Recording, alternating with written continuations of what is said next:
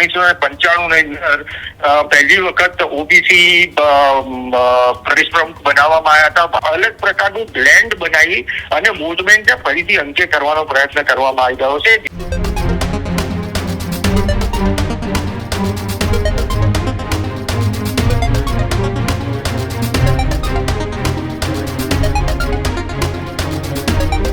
આવનારી ચૂંટણીઓમાં સી.આર. પાટીલ જે રીતના ગુજરાત ભારતીય જનતા પાર્ટીને મજબૂત કરીને ગયા એ રીતના મજબૂતાઈથી રહે છે કે પછી નારાજગીનો દોર એ યથાવત રહે છે? ભારતીય જનતા પાર્ટી મજબૂતાઈથી આગળ વધે છે કે પછી એ તૂટવાનું શરૂ થાય છે? આવા અનેક પડકારો જે પણ કોઈ નવા મંત્રી આવશે, જે પણ નવા પ્રદેશ પ્રમુખ આવશે, આ તમામની સામે રહેવાના છે. ત્યારે હવે જે રીતના અમે નામની તમને જાહેરાત એ બતાવી રહ્યા છીએ, સૂત્રો પાસેથી દાવો કે 2 વાગ્યાના અરસામાં એ ભારતીય જનતા પાર્ટી નવા પ્રદેશ પ્રમુખ તરીકે જગદીશ વિશ્વકર્માને લગભગ એ ફાઇનલ માનવામાં આવે છે કે ગાંધીનગર કમલમ ખાતે ભારતીય જનતા પાર્ટીના એ તમામ નેતાઓ અત્યારે પહોંચી રહ્યા છે. આપણી સાથે ભાર્ગવ પરીખ જોડાયેલા છે. સાહેબ, જે રીતના એ 2-3 વર્ષથી અટકળો તેજ બની હતી પ્રદેશ પ્રમુખને લઈ, એ અટકળોનો ક્યાંક ને ક્યાંક આજે અંત આવવા તરફ જઈ રહ્યો છે. સૂત્રો એવો દાવો કરી રહ્યા છે કે 2 વાગ્યાની આસપાસ એ ભારતીય જનતા પાર્ટીના નવા પ્રદેશ પ્રમુખ તરીકે જગદીશ વિશ્વકર્માનું નામ લગભગ ફાઇનલ માનવામાં આવે છે. બિલકુલ, કારણ કે આ ભાજપની એક નવી રણનીતિ એમને અપનાવવી પડશે. કારણ કે 1995 ની અંદર પહેલી વખત ઓબીસી પ્રદેશ પ્રમુખ બનાવવામાં આવ્યા હતા. ભાજપની અંદરની એક ગણતરી એ છે કે ગુજરાતના કુલ મતદારોમાં 51% વોટ છે ઓબીસી ના વોટ છે. થોડા સમય પહેલા તમને જો યાદ હોય તો આજથી લગભગ 1.25 વર્ષ પહેલા કેન્દ્ર સરકારે એક વિશ્વકર્મા ફાઉન્ડેશન બનાવ્યું હતું અને જગદીશ વિશ્વકર્મા એ ફાઉન્ડેશન, એટલે એ ફાઉન્ડેશનની અંદર એક મોટા જે વિશ્વકર્મા સમાજ એટલે ઓબીસી ના લગભગ તમામ પાસાઓ એની અંદર આવરી લેવામાં આવે છે, જેમાં એટલે એ તમામ જ્ઞાતિઓનું પ્રતિનિધિત્વ થઈ શકે છે. અને એના લિટમસ ટેસ્ટ તરીકે એમને એક સારી કેબિનેટની અંદર જગ્યા આપવામાં આવી હતી. એટલે એક તરફ કડવા પટેલ તમારા મુખ્યમંત્રી હોય અને બીજી તરફ ઓબીસી પ્રમુખ તરીકે હોય તો એ બંને તરફ વોટ બેંકને જાગી શકે એક આખો આશય આની અંદર દેખાઈ રહ્યો છે. અને આ રણનીતિ 2027 ની રણનીતિના ભાગરૂપે આનો પ્રયોગ કરવામાં આવી રહ્યો છે. આ ઉપરાંત સૌથી વધારે અગત્યની બાબત જે બીજેપી માટે છે તે 1995 પછી પહેલી વખત ઓબીસી ને મૂકવા પાછળની તો 2026 ફેબ્રુઆરીની અંદર આવતી જિલ્લા પંચાયત અને મ્યુનિસિપલ કોર્પોરેશનની ચૂંટણીઓ અગત્યનો ભાગ ભજવશે. કારણ કે નવા સીમાંકન પછી ઓબીસી વોટર્સ કઈ તરફ છે અને ઓબીસી વોટરને કેવી રીતે લૂર કરી શકાય, આ બધા જ પ્રયત્નોના ભાગરૂપે વિશ્વકર્મા ઉપર કળશ ઢોળાય છે. એમાં કોઈ શંકાને સ્થાન નથી. ભાર્ગવભાઈ, જે રીતના એ લાંબા સમય બાદ ભારતીય જનતા પાર્ટીએ ઓબીસી ચહેરાને પસંદગી કરવા જઈ રહી છે, આ ઓબીસી ચહેરો શા માટે પસંદ કરવામાં આવી રહ્યો છે? આવનારી ચૂંટણીમાં જો ઓબીસી ચહેરાની જાહેરાત કરવામાં આવે તો પછી આવનારી ચૂંટણીઓમાં એની કેવી અસર જોવા મળી શકે? અને લાસ્ટમાં જ્યારે ઓબીસી ચહેરો તમે કર્યા છો એ સમયે લાંબા સમય બાદ જાહેર કરવામાં આવ્યો છે, એ પછી આ ફરીથી ભારતીય જનતા પાર્ટી અત્યારે ઓબીસી ચહેરા ઉપર એક નવા કાર્ડની રમત રમવા જઈ રહી છે, ત્યારે આ તેમને ભવિષ્યની અંદર કેટલો કારગર સાબિત થઈ શકે છે?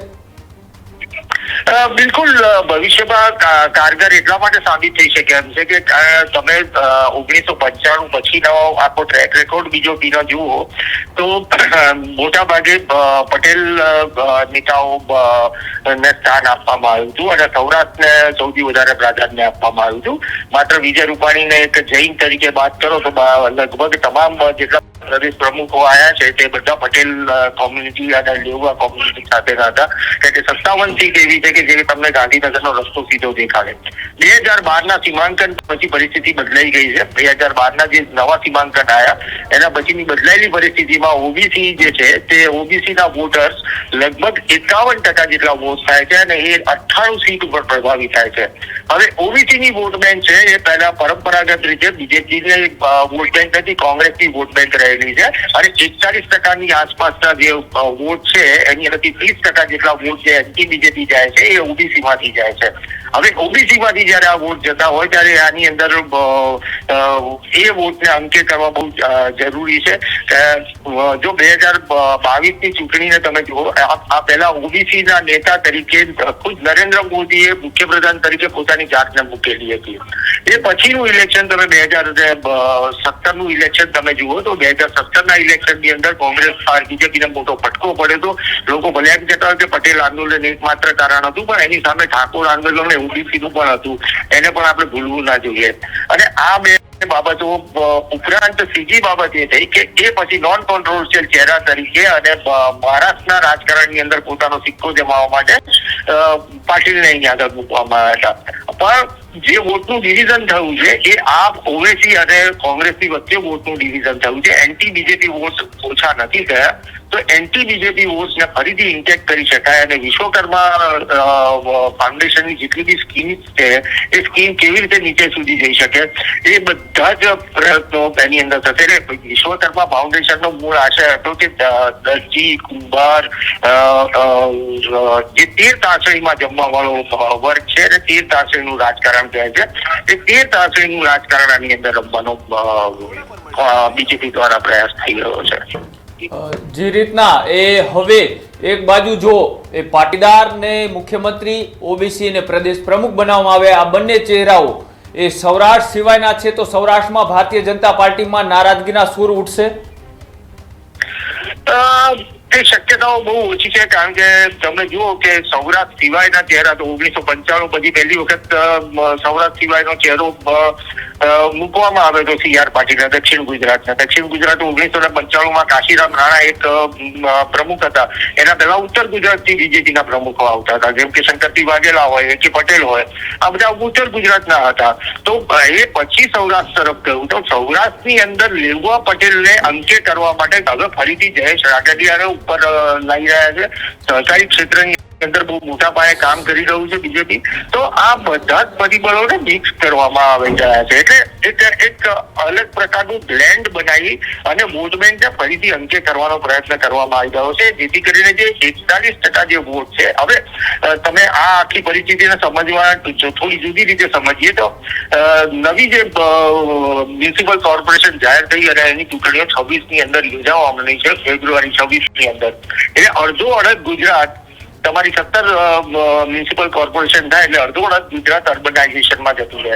એની આજુબાજુના ગામોમાં ટીપી પડે એટલે જિલ્લા પંચાયતની સંખ્યા વધી જાય. નવા સીમાંકનોની કારણે જમીનોના ભાવ વધે એટલે ફિલગુડ ફેક્ટર જે આવે તે ફિલગુડ ફેક્ટરની સાથે આ ઓબીસી નું ફેક્ટર બંને મિક્સ કરવામાં આવે તો એની અંદર તમામ વોટ બેંક જળવાઈ રહે અને આ ગલત બીજેપી દ્વારા રમાઈ રહ્યું છે. જી બિલકુલ, આભાર જોડાવા બદલ અને માહિતી આપવા બદલ. તો જે રીતના એક બાદ એક મહત્વપૂર્ણ સમાચાર સામે આવી રહ્યા છે